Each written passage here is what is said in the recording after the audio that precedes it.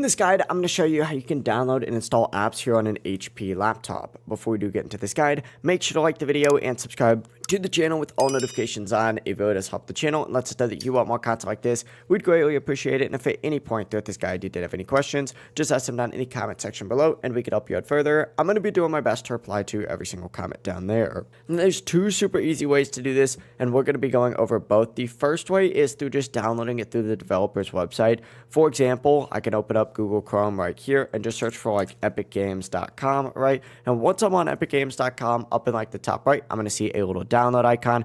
I could select that. It's going to begin downloading the installer. I could select that, select the installer itself, and begin downloading Epic Games. Now, I actually already have this, so all it's going to do is open up Epic Games, but essentially continue through the installation process right here. And then, of course, you will have whatever app you might have been trying to download. But as you can see, I already have Epic Games, so I don't need to re-download it. The other way to do this is through the Microsoft Store. So hit this little search icon down here, type in Microsoft Store, and open it up. Once you go ahead and open it up, either go ahead and filter through apps or through gaming or whatever it might be, and essentially just choose whatever you want. For example, like Spotify, right? You could select it or search it and then just go ahead and hit install. And once the installation finishes, hit open or launch it later by searching for it in the Windows search bar, and that is it. That's the two easiest ways to download and install apps here on an HP laptop. If this guide did help you out, make sure to like the video and subscribe to the channel with all notifications on. It really does help us out and lets us know that you want more content like this. We'd greatly appreciate it. Have a great rest of your day, though.